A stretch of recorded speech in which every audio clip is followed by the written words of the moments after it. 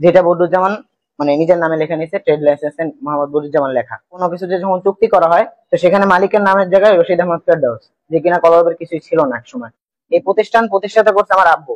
সেখানে তাদেরকে আমি বলতে চাই, আমি কখনো বলি নাই যে প্রতিষ্ঠান আমি চালাবো বা প্রতিষ্ঠানের দায়িত্ব আমার দেওয়া হোক। আমি বলছি যে এটা মালিকানা যেটা, সেটা আমাদের ফ্যামিলি থাকুক, এবং মালিক পক্ষের একটা অবশ্যই একটা অর্থ থাকে। আসসালামু আলাইকুম রহমতুল্লাহ। আমি গালিব বিন আজাদ, আইনুদ্দিন রহমতুল্লাহ আলহের একমাত্র ছেলে।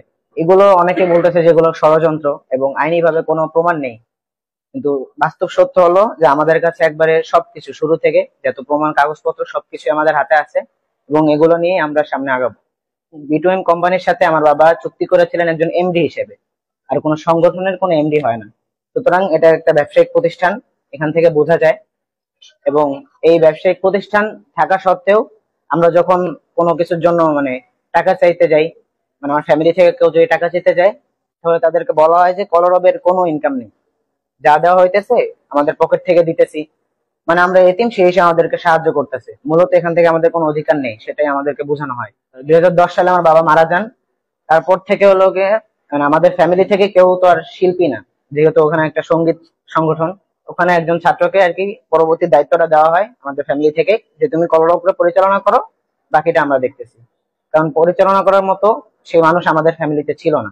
কমই মাদ্রাসার লেখাপড়ার খরচ কেমন তা আপনারা খুব ভালো করে জানেন।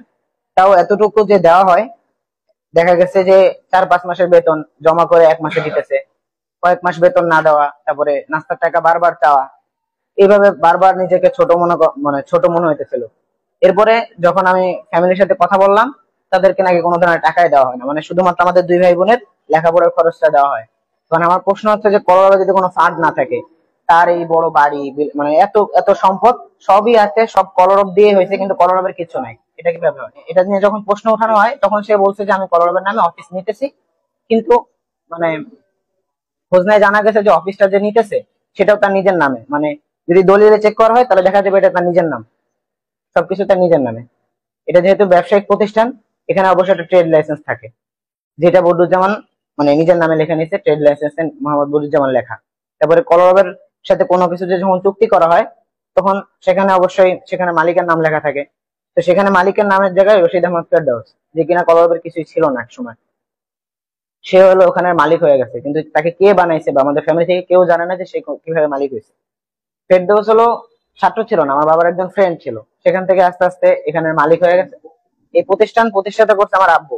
এই যে আমার কাছে সব আছে এখন, আমাদেরকে না জানিয়ে তারা ট্রেড লাইসেন্স করছে, এমনকি সব মালিকানা সবকিছু চেঞ্জ করে ফেলেছে, যেটা আমরা জানতাম না। আমরা জানার পরে যখন আমরা মানে কথা বলা শুরু করছি,